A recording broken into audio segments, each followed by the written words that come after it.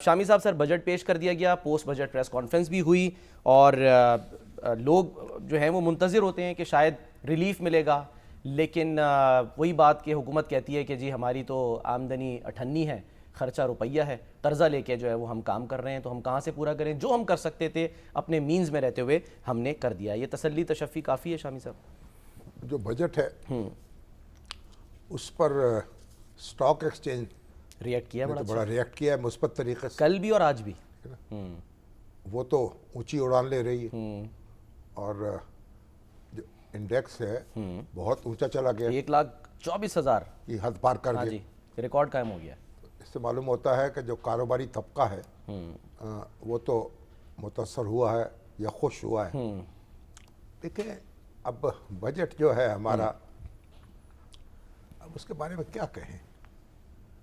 यानी हमारी जो बदअमालियाँ हैं गुज़श्ता कई बरस की, तो उनमें कर्ज़ों का बोझ हमारे ऊपर लद चुका है। और मैं देख रहा था, एक दानिश्वर गुफ्तगू कर रहे थे, मुआशी दानिश्वर, वो कह रहे थे ऐसा है कि एक मरीज़ ICU में हो और उसकी सेहत जो है कुछ बहाल हो रही हो और वो ICU से अपने कमरे में आ जाए, ठीक तो उसे कहेंगे कि बहुत बड़ी कामयाबी है, अल्लाह का शुक्र अदा करें। ठीक है।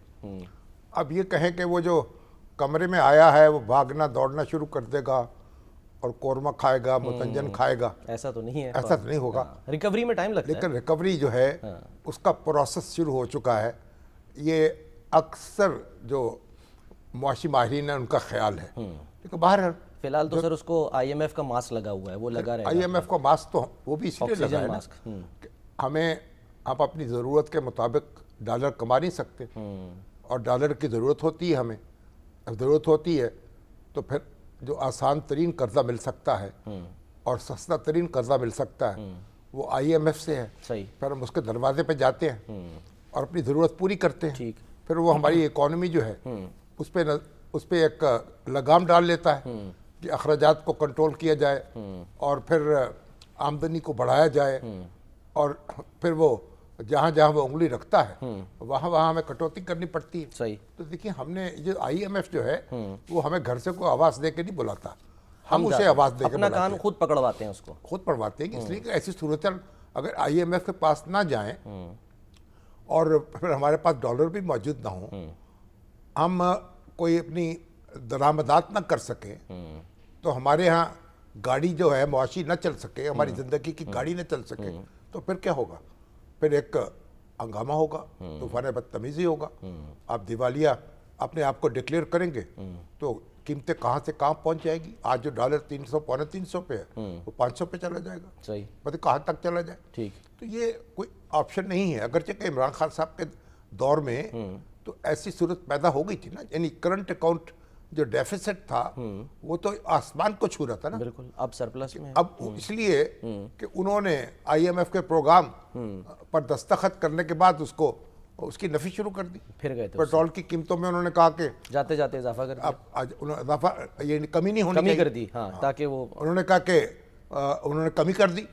तो अब उसके बाद उन्होंने ग्रोथ बढ़ गई। अब ग्रोथ जब बढ़ती है, शरह नमू बढ़ती है, तो उसमें फिर वो दरामदी मटेरियल भी आता है, तो दरामदात भी बढ़ती हैं। दरामदात बढ़ती हैं तो फिर वो हमारा करंट अकाउंट डेफिसिट में इजाफा होता है।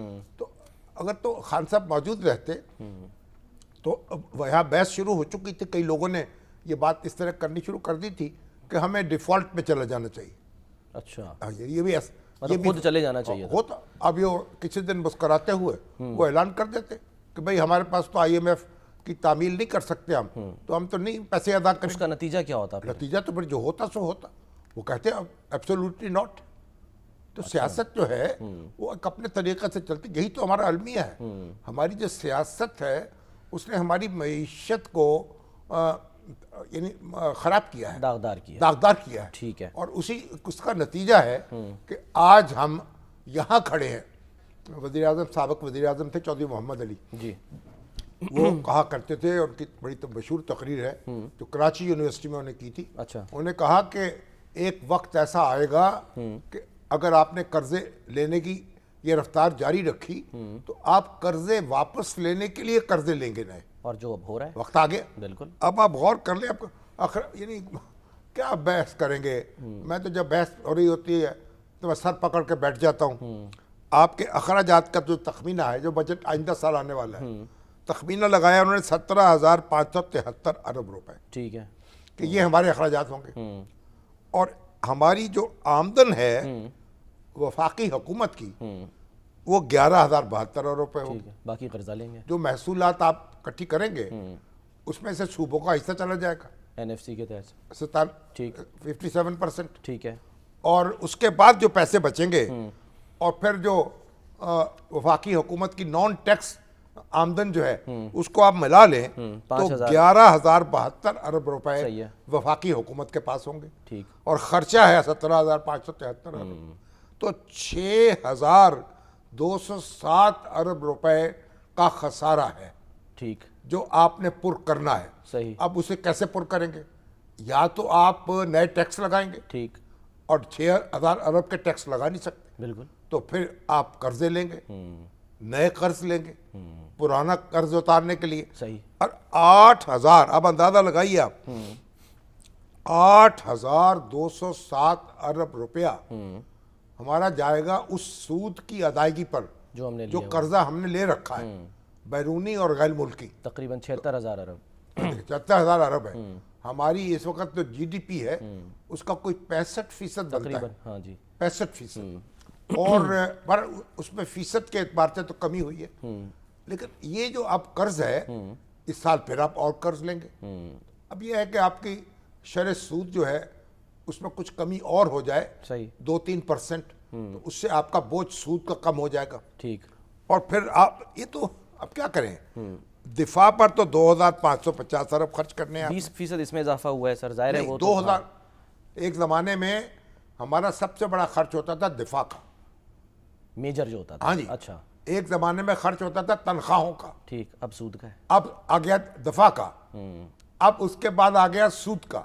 अब कर्जों की अदायगी के लिए जो हमें रकम खर्च करनी है, अब वो आप तरक्याती अखराजात को मिला लें, आप तनख्वाहों को मिला लें, आप डिफेंस को मिला लें, सारे अखराजात एक तरफ और आपका जो कर्ज है सूद, उसकी अदायगी सूद ऐसे ही एक है, तरफ। बिल्कुल। तो 8,000 अरब रुपया आपने खर्च करना है, और जबकि आपकी खालिस आमदनी जो है 11,172 अरब रुपए है, तो जो आप 1,000 अरब रुपए आपका तरक्याती बजट है, वो कहते हैं सूबों का मिला लें, तो सूबों का मिला लें 4,000 बन जाएगा। ठीक, अब सूबे अपनी मर्जी की डेवलपमेंट करेंगे, आप अपनी मर्जी की करेंगे।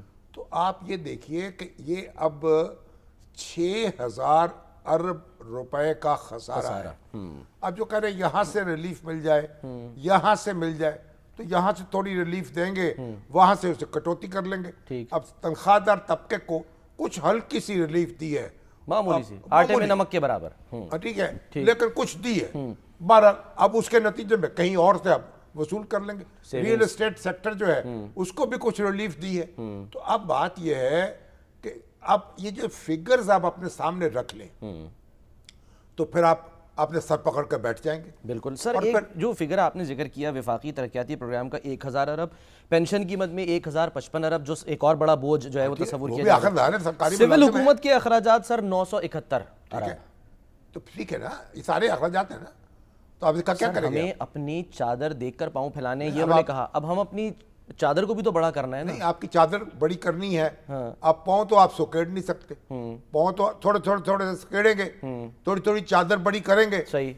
और अगर इसी तरीके से मुशक्कत के साथ कोई 4-5 साल आप कोशिश करते रहे, तो पहला कदम तो ये होना चाहिए ना कि आप दूसरा कर्ज जो है वो लेने कोई नया ना लें, सही, पुराना उतारें। ठीक है। अभी आप 11% के करीब अपनी जीडीपी का, यानी कुल आपकी जो मजमूई कौमी पैदावार है उसका 11% आप टैक्स वसूल कर रहे हैं, अल्लाह तौबा करके आज। ठीक है ना।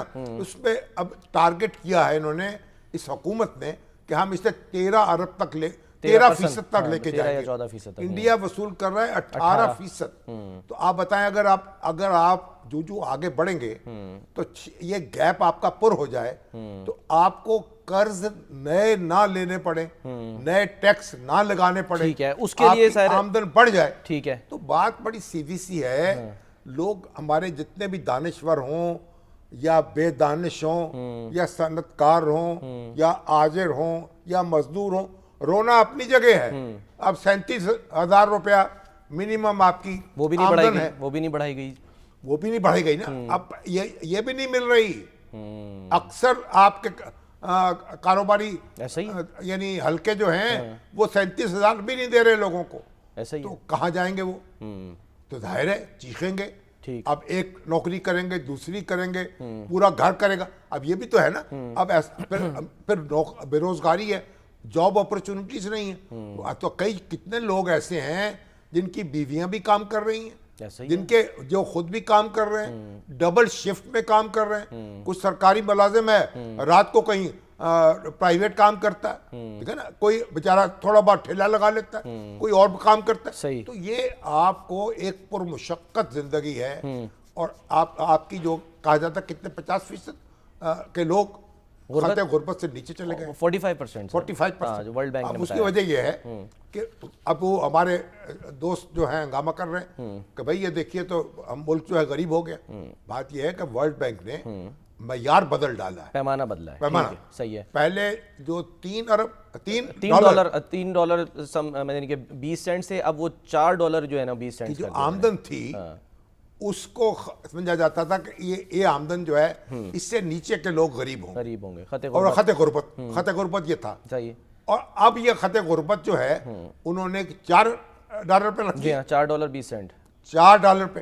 तो $4 से जो नीचे वाले हैं वो गरीब समझे जाएंगे। यानी पाकिस्तान में इस वक्त 10 करोड़ 79 लाख जो है ना वो गरीब लोग मौजूद हैं। ठीक है ना, इस पैमाने के साथ। हाँ, उनमें इजाफा हो गया ना। बिल्कुल। तो इजाफा होने से वो आमदन जो है वो आपके गरीब लोग ज्यादा हो गए। ठीक है। तो उन्होंने अपना मयार बदल दिया ना, तो पैमाना बदल दिया, तो उसमें गरीब लोग ज्यादा हो गए। सही। और गुर्बत में वो ऐसा इजाफा नहीं हुआ। अच्छा। जो गरीब है वो गरीब है सही। पुराने मयार के मुताबिक। ठीक है। अब नया मयार है, अब $4 की आमदन है, उससे नीचे वाले भी बेचारे गरीब हो गए। सही है। तो बात असल में ये है ठीक। कि आपको एक मुसलसल कोशिश करनी है, मेहनत करनी है,